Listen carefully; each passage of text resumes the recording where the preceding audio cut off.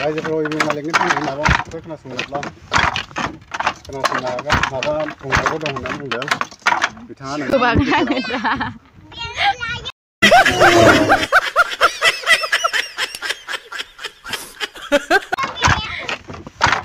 जाबाय दे माबा मोनसे बुंगोन ना दे बुङा फोरोङा आङो সকলৰ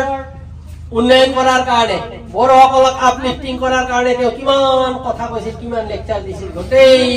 অসম জুৰি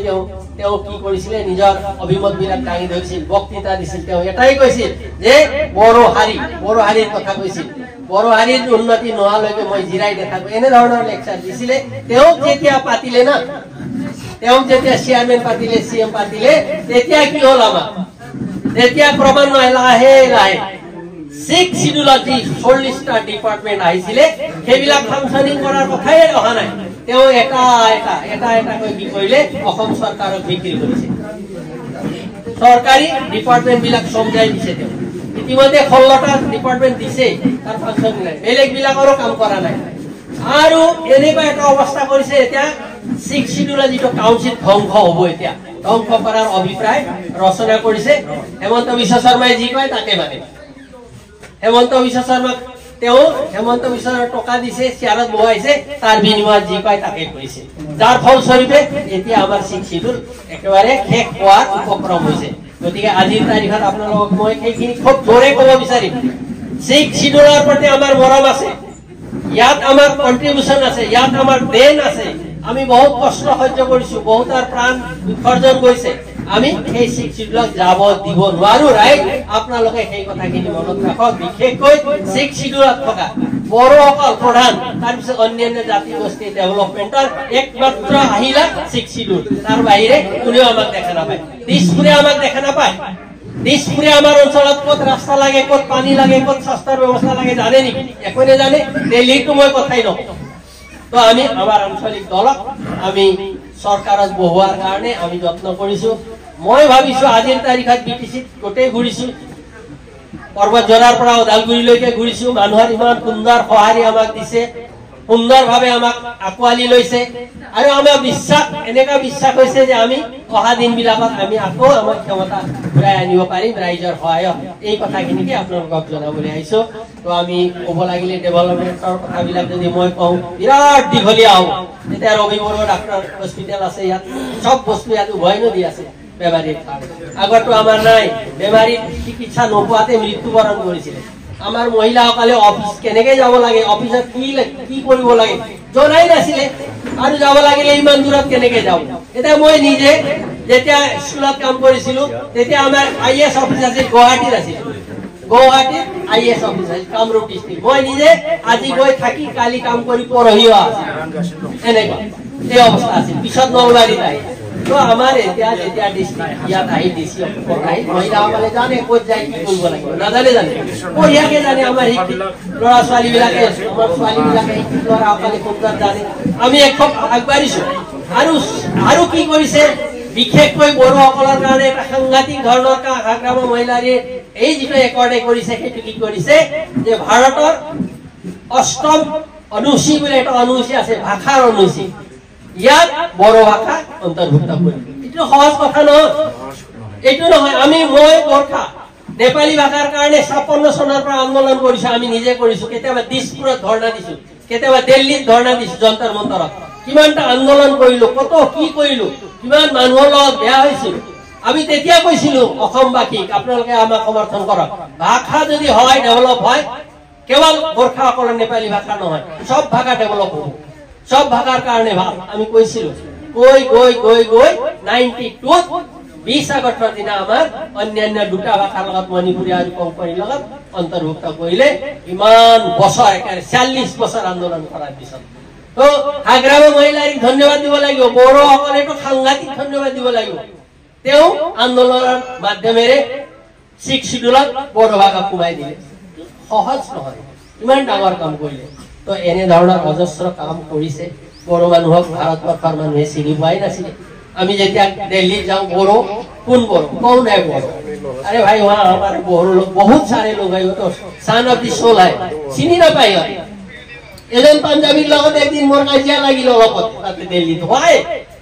মই এটা খঙতে কৈ দিলো দিয়ক আপুনি কি নেজানে নেকি আপুনি ইণ্ডিয়ান সিটিজেন হয় নে নহয় আপনি যে লোকেশন বিলাক নেজানে ল্যাঙ্গুয়েজিক ডিফারেন্স বিলাক আপনি নাজানে কিয় এনে ধৰণে কয় হেকাতি ক্ষমা কৰিছে মোৰ লগত তো এনেকুৱা অৱস্থাত আজি ভাৰতবৰ্ষটো বাদে যে বিশ্বৰ মানুহে বড়োসকলক চিনি পাইছে এই ক্ৰেডিটটো কাৰ হাগ্ৰাম মহিলাৰ তো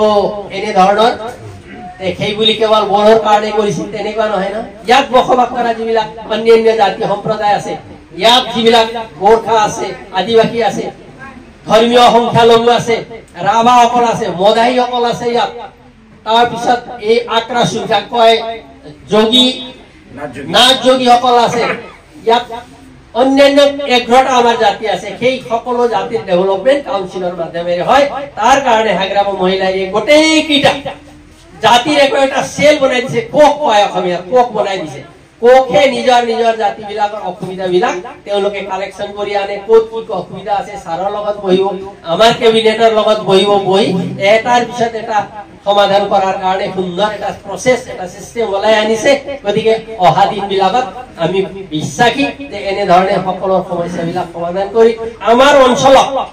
এই বিটিসি অঞ্চলক আমি আৰু একক ওপৰলৈ উঠাৰ কাৰণে আমি যত্ন কৰি সেইটো আমি তাৰ বাবে আমি প্ৰতিজ্ঞাবদ্ধ অন্যান্য বহুত কথা আছে যেনে আমাৰ মেনিফেস্টোত ওলাই গৈছে মেনিফেস্টোত বহুত কথাবিলাক ওলাই গৈছে আজি বহুতে আন্দোলন কৰি আছে এই আশা কৰ্মী তাৰ পিছত থাকিল আপোনাৰ ৰান্ধনীসকল অঙ্গনবাদী কৰ্মীসকল তাৰ পিছত নতুনকে এপইন্টমেন্ট হোৱা যিবিলাক ব্যক্তিসকল যিসকলক নতুন পেঞ্চন নীতিত সোমাই লৈছে চৰকাৰে অঙ্গনবাদী অলপ নাওমান পইচা দিয়ে তাৰ পিছত তেওঁলোকক কাম কৰিবলৈ দিছে আশা কৰ্মী ইমান পৰিশ্ৰম ঘামি ঘামি ঘূৰি থাকে তাহাৰ পইচাৰ নামে নাই ৰান্ধনীসকলৰ পইচাৰ নাম নাই গতিকে আমি কৈছো আমাৰ চৰকাৰে যদি আমাৰ চৰকাৰ আহে আমি তেওঁলোকক চাকৰিৰ দৰে ব্যৱহাৰ এমপ্লয় গভৰ্নমেন্ট এমপ্লয় হিচাপে তেওঁলোকক ডিমান্ড কৰিব লাগে এই কথা আমাৰ দলে ডিমান্ড কৰিব তো এনে ধৰণৰ অন্যান্য বহুত আছে আমাৰ যিবিলাক কথা আপোনালোকে লাহে লাহে গম পাব আজিৰ তাৰিখত মই বেছি নকওঁ আমাৰ এজন শিক্ষা বিভাগৰ অভিজ্ঞ ব্যক্তি তেখেতক ইউটিউবত দেখা পাইছো তেখেতে ভাল বক্তব্য দাঙি ধৰিছে তো তেখেতে আজি নিশ্চয় আপোনালোকৰ ওপৰত ইয়াত ভালকে বক্তৃতা দিব তো আমি সদায় আহোঁ তথাপি আমি আপোনালোকক কৈছো যে আপোনালোকে প্ৰত্যেকে বুজি পোৱা উচিত প্ৰমোদ বড়োৰ দৰে এনেকুৱা জাতি ধ্বংস কৰা ব্যক্তি এজনৰ সমৰ্থন কৰাৰ কোনো যুক্তি থাকিব নোৱাৰে আৰু কোনো ফুলক ভোট দিয়াৰ প্ৰশ্ন নাই ফুল হল ধৰ্মীয় এটা জাতি এই হল ৰাজনীতি দল ভাৰতবৰ্ষৰ যিটো সংবিধান 10খন দেশৰ পৰা কালেকশন কৰি আনি বনোৱা এই সংবিধান ভাৰতবৰ্ষৰ সেই সংবিধানৰ আধাৰত আমাৰ ধৰ্ম নিৰপেক্ষ এইখন দেশ ধৰ্ম নিৰপেক্ষ কোনো ধৰ্মৰ আক্ৰস্য থাকিব নোৱাৰে এনে এখন দেশত মোদী চৰকাৰে হেমন্ত বিশ্ব চৰকাৰে ধৰ্মীয় মানুহক ধৰ্মৰ নামত চিধা চিধিকে তেওঁ নিজৰ চিয়াৰৰ পৰা কয় যে এই তুমি অমুক মাইনৰিটি তুমি তোমাৰ ভোট নালাগে কৰ্মচাৰীৰ ভোট নালাগে অমুকৰ ভোট নালাগে তমুকৰ কিয় ক'ব তেওঁ হেমন্ত বিশ্ব শৰ্মা হিচাপে ক'ব নোৱাৰে নহয় তেওঁ ক'ব পাৰিলেহেঁতেন কিন্তু তেওঁতো এজন মুখ্যমন্ত্ৰী আমাৰ মুখ্যমন্ত্ৰী তাৰ মৰ্যাদা তেওঁ ৰক্ষা নকৰাকৈ তেওঁ এনে ধৰণৰ কথাবিলাক কৈ আছে গতিকে অসমৰ মানুহে ভাল পোৱা নাই ব্ৰিটিছৰ মানুহেতো কোনোমতে ভাল নাপায় ভাল পোৱাৰ প্ৰশ্ন আহিব নোৱাৰে তো আমি তেওঁলোক হল ধৰ্মীয় তেওঁ ভাগ কৰিব বিচাৰিছে তেওঁৰ মতে ভাগ কেতিয়া কিয় হ'ব আমাৰ মানুহ আমাৰ অল ভাৰতৰ নীতিয়ে সেইটো ইউনাইটেড আমি বেলেগ বেলেগ জাত জনগোষ্ঠী থাকিলে আমি এক ভাৰতীয় we are one Indian nation গতিকে তেওঁলোকৰ যিটো বক্তব্য আমি তাক আমি স্বীকাৰ কৰিব নোৱাৰো আমি তাক অস্বীকাৰ কৰিম হ'ব নোৱাৰে আৰু প্ৰমোদ বড়োৱে তাকে শুনি আজি বড়োসকলক নিজৰ জাতিক প্ৰবঞ্চনা কৰি আছে আজি বিভিন্ন মিছা কথা কৈ এই ফৰ্মবিলাক অন্যান্য বহুত কথা আছে কৈ শেষ কৰিব নোৱাৰি যে তেওঁ নিজে বড়ো এজন বড়োসকলক প্ৰবঞ্চনা কৰিছে তেওঁ এজন এপচুট প্ৰেসিডেন্ট বড়োসকলক তেওঁ প্ৰবঞ্চনা কৰিছে ঠগাব গৈছে বড়োসকলক ধ্বংস কৰিব বিচাৰিছে বড়ো মানুহ এজন হয় বড়োক যদি ধ্বংস কৰে আন জাতিবিলাকৰতো প্ৰশ্ন আহিব নোৱাৰে আহিব জানো আহিব নোৱাৰে গতিকে তেওঁ অতি সোনকালে আমি কি কৰিব লাগিব ষ্টেপ ডাউন কৰিব পাৰিব লাগিব আপোনালোকৰ সহায়ত গতিকে মই বেছি দীঘলীয়া খোজা নাই তো এইখিনি কৈ আপোনালোকক মই অন্তৰেৰে ভিতৰৰ পৰা একেবাৰে আন্তৰিক খুলুমাই যাচি মোৰ বক্তব্য শেষ কৰিছো থেংক ইউ এইখন সভাত আহি উপস্থিত হ'ব পৰা ডিষ্ট্ৰিক্ট কমিটিৰ সভাপতি গিৰীন বড়ো ডাঙৰীয়া, আজি সভাখন চলাই নিয়া ষ্টেয়াৰিং কমিটিৰ সভাপতি অনিল দৈমাৰী ডাঙৰীয়া, আমাৰ লগত অহা ৰিটায়াৰ্ড BO তেখেত কি নাম আছিল অমৰ সিং ব্ৰহ্ম ডাঙৰীয়া, তেখেতৰ লগত অহা সন্মাননীয় আমাৰ ট্ৰেজাৰাৰ শিৱ সিং ব্ৰহ্ম, তেখেত শিৱনাথ ব্ৰহ্ম, তেখেত কিৰণ ব্ৰহ্ম, তাৰপিছত ইয়াত বহি থকা মোৰ পৰিচিত আৰু মোৰ অন্তৰত অতি মৰমৰ শ্ৰদ্ধাৰ ৰাইজ মহিলাসকল, আজি আমি কিয় আহিছো সেইখিনিতো আপোনালোকে ভালকে জানে যে আমি নিৰ্বাচনৰ কাৰণে আপোনালোকক আমাৰ ফালৰ পৰা যিখিনি কথা ক'বলগীয়া আছে সেইখিনি ক'বলৈ আহিছো। ইয়াত প্ৰায়বিলাকে বড়ো ভাষী মানুহে বেছি আছে, হ'ব মই অসমীয়াতে কওঁ, বড়ো ক'লে আৰু অলপ হাঁহিব না, ভুল হ'ব, সেইকাৰণে মই অসমীয়াতে কওঁ।